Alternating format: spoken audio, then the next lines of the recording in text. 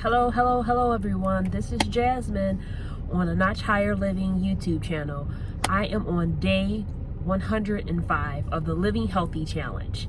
As you can see, I'm in a little bit of a different environment. It's still dark out in the Midwest, in the Michigan colder weather. It's not actually winter, it's actually still fall. So we're in the season of fall, and winter actually is next week. So I'm getting ready for a different season as you are, and I wanted to come today with a different video, and it's going to be, let's see what's back there. Oh, it's gonna be a little longer than usual because I'm in the triple digits now. 105 days from September 1st. I have been on this fourth quarter Focus Fourth Living Healthy Challenge. So I wanted to, as A Notch Higher Living YouTube channel, the purpose of me being on this channel is to create an environment and space where healthy relationship skills can be developed, learned, developed, practiced, and thrive.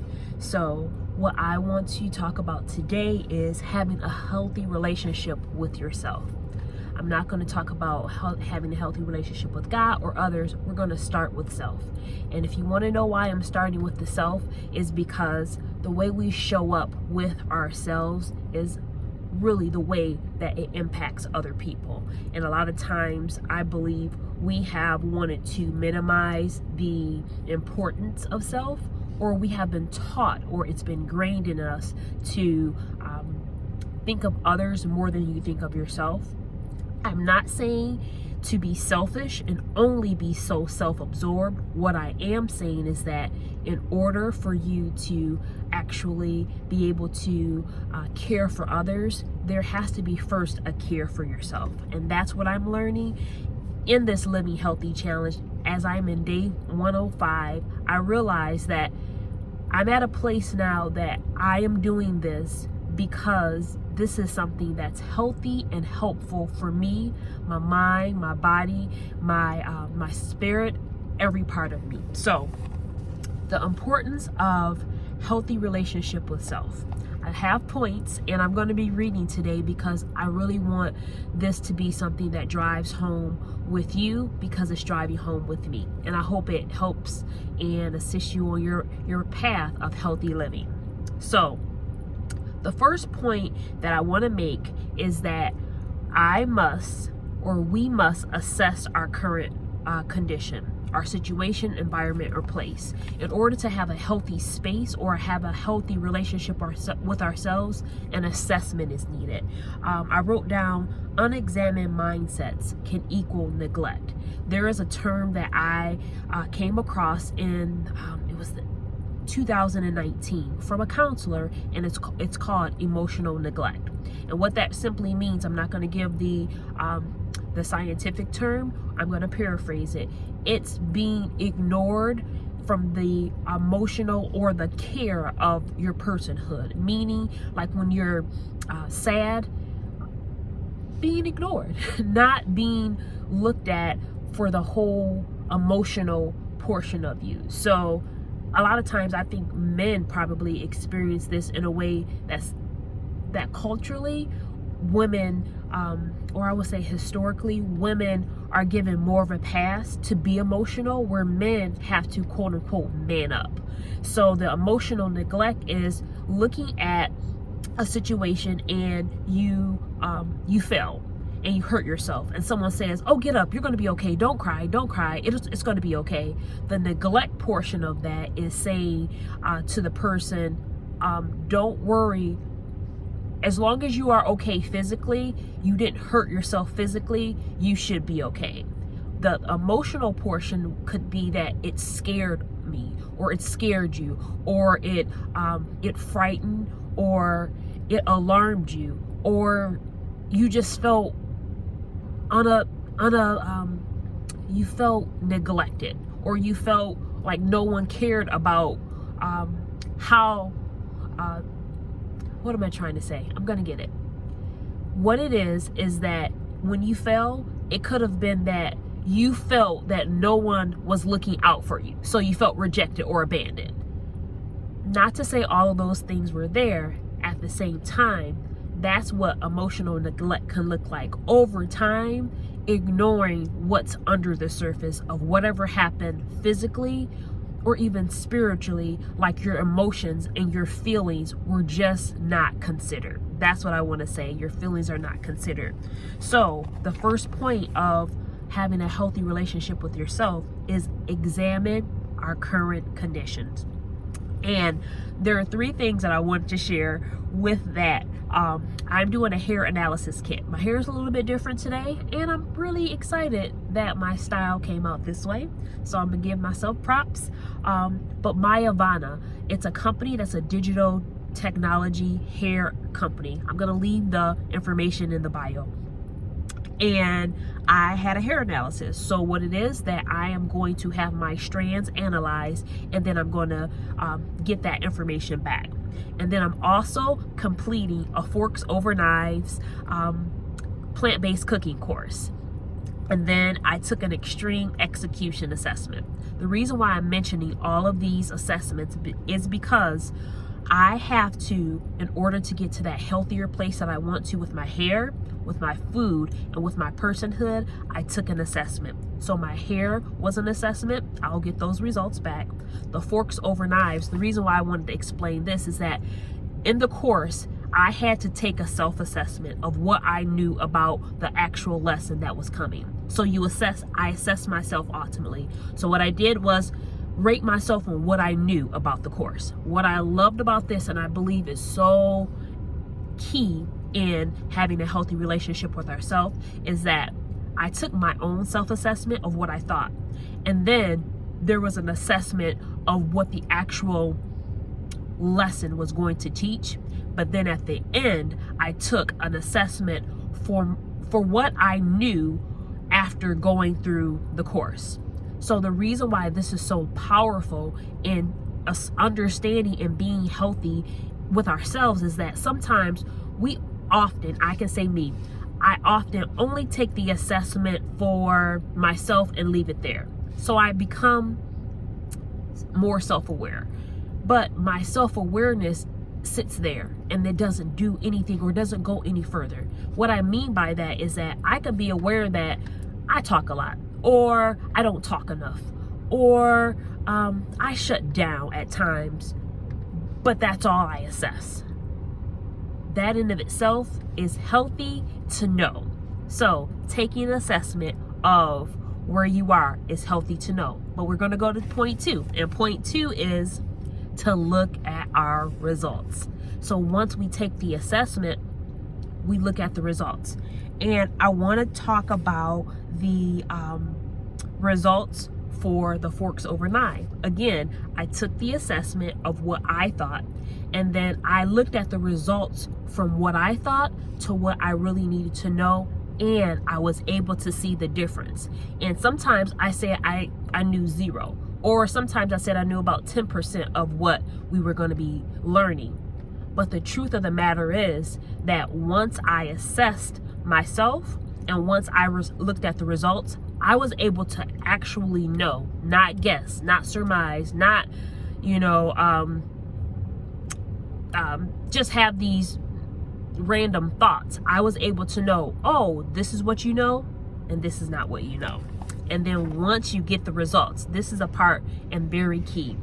Decide your plan. I had to decide my plan of action and commit to doing the work that's necessary to transform or change where I wanted to go. So how this relates to having a healthy relationship with yourself is that I'll talk about the extreme execution assessment. So I learned from that assessment from Dr. Eric Thomas. I'll link that into the description box below as well, that the DISC assessment, I am a high I. That means in their explanation, a flight attendant, I am a people person.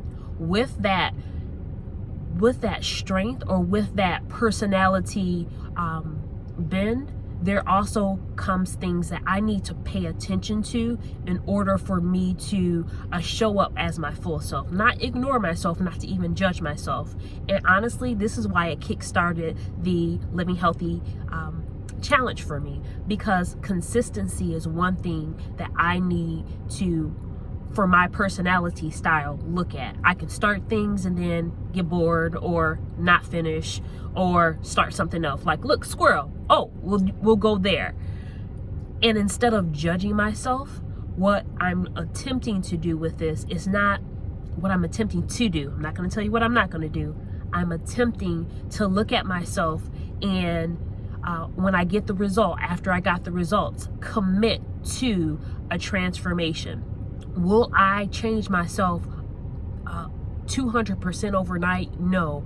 But what I had to do was 105 days ago, I had to decide what I wanted to do. And what my decision was simply to be consistent for myself, to be consistent in an area that made a difference for the way that I showed up for myself, so that I can ultimately show up better for the people that are around me, my friends, my family, my colleagues, the community, and any other person I meet moving forward. So the reason why I wanted to bring the extreme execution assessment up is that once I got the results, I had to make a choice. I had to make a decision and choose what I wanted to do moving forward. So I'm actually excited in this regard that the timing and what I've done over the 105 days shows me that I can stick to what I commit myself to. I do not always do it perfectly, and I will not get it right perfectly. But what I need to do is what Dr. Eric Thomas calls as habit stacking. So what habit stacking is that once you have a pattern of doing something correctly, and what I realize even with this Living Healthy Challenge, Jasmine is really good at looking at something and deciding to go for something that's going to improve myself. So the way I habit stacked, and I'll explain habit stacking, the way that I did that was looked at a scenario realistically of what I could do. And I said, Jasmine, you can get up early and create a Focus Forth challenge for yourself from September 1st through December 31st. And the way that the habit was stacked for me was that I created rhythms, and I created a process, and I created a schedule around what I knew I already can do. And I'm going to read habit stacking because it's so powerful. So habit stacking, and the reason why it works so well is that your current habits are already built into your brain. You have patterns and behaviors that have been strengthened over years or over time. Habit stacking increases the likelihood that you'll stick with a habit by stacking your new behavior on top of your old one. If you want to know how this involves with having a healthy relationship with yourself, it means looking at an area after you assess, after you decide and say, you know what, I am really good at waking up early and taking time for myself. So the way that I did this as a healthy relationship, building and having a healthy relationship with myself, is that I was able to grapple through those days where I didn't feel like getting up. And I said, it's okay, Jasmine. And I said, sometimes, rest.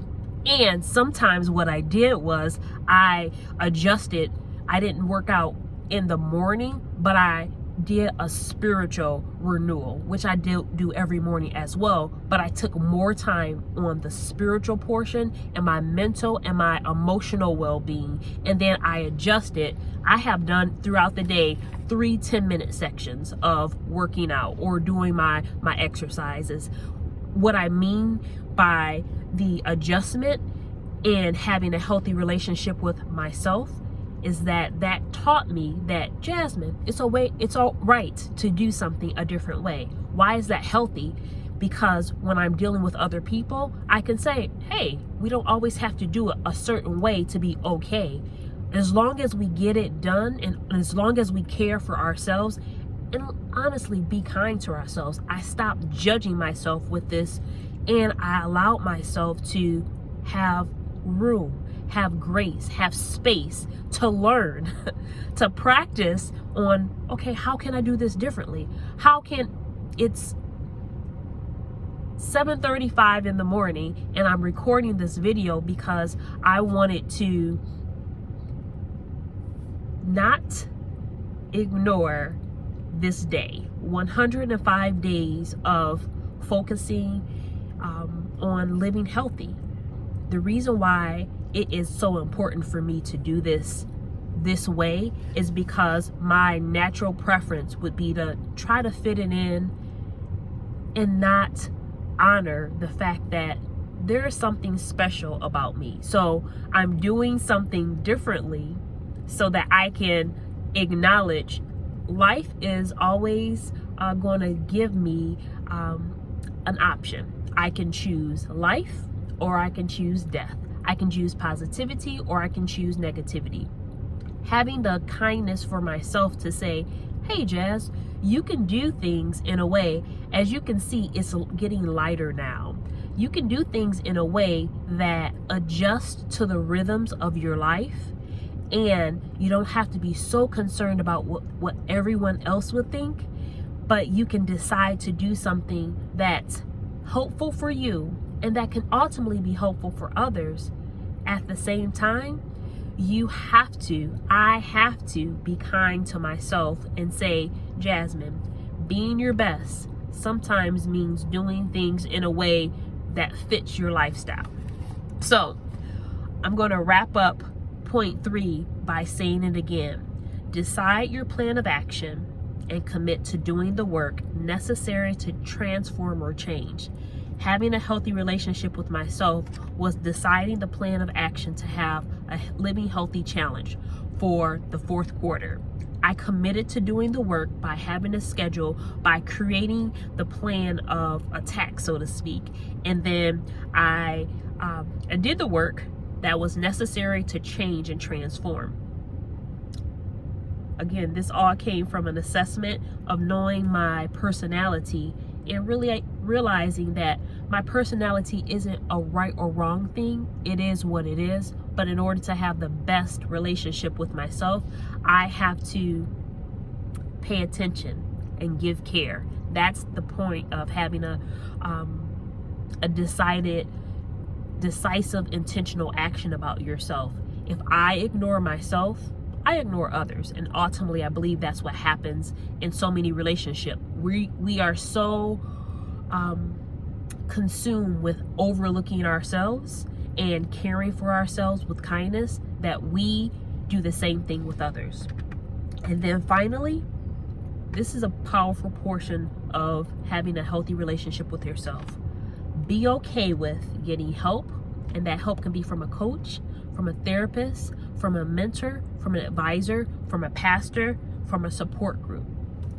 And I'm going to circle back with Mayavana, the hair analysis kit that I am waiting for my results. So in a healthy relationship with my hair, I'm getting assessed my strands, and someone else from a lab is going to assess my hair strands, and then they're going to bring the results back.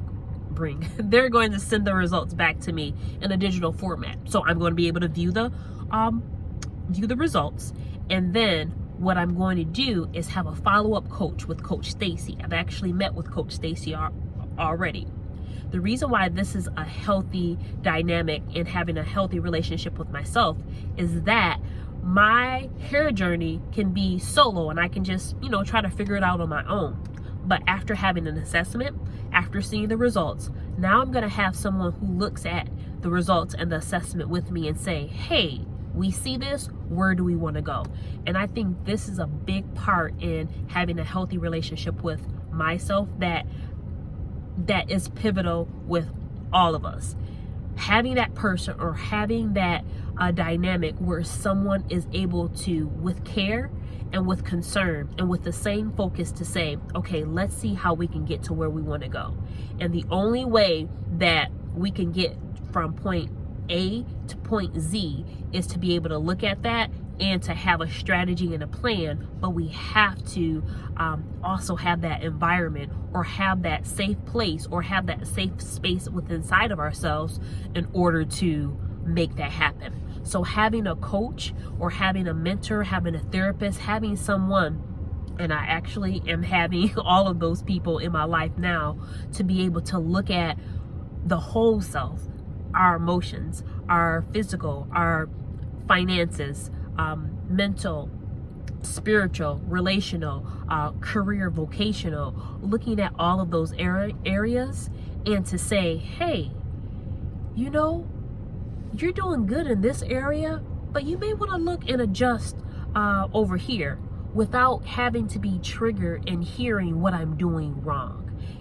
And to be kind to myself, again, to have a healthy relationship with myself, to want to meet with someone to say, like, I want to go further and I want to be healthier with my hair, with my finances, with my emotions, but I need some help.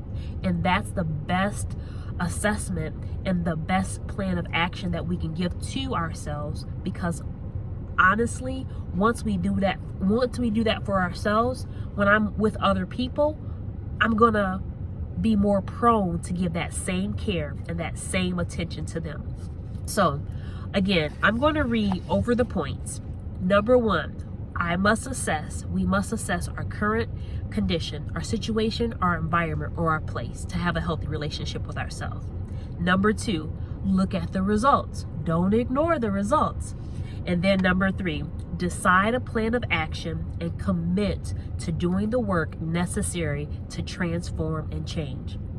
And then number 4, and the final point, be okay with getting help from a coach, from a therapist, from a friend, pastor, counselor, a community support group. And you know what? You're worth the work. You're worth the work. I am worth the work. And when I care for myself, I'm going to be honest with you. You are receiving this video because I care about myself. I'm not going to qualify it. I care about myself. I am a daughter of the King. I am loved. I'm royal, and I'm not always thought that way. So when I think about being royal, when I think about getting through the traumatic experiences and looking at the results to see how I can transform, I'm coming to you because I want you to know that as well. But I cannot want you to know it more than I want to, 1, accept it for me, and you cannot want it more for somebody else more than you accept it for you. So in the space of creating an environment, a space where healthy relationships can be learned, developed, practiced, and thrive, I want to say to you on day 105 of this Living Healthy Challenge that I care about you, because I am learning how to care so much more about me, and it's not wrong to do that. So care about yourself and your relationship with yourself so that you can show up in a healthier way with your relationship with others. So until next time, I want you to be okay with being okay, and all those areas where you're not okay, it's okay. You're going to keep going, you're going to keep growing, and love yourself, and that way you can ultimately love others. So the first one is to allow the love of God to love on you.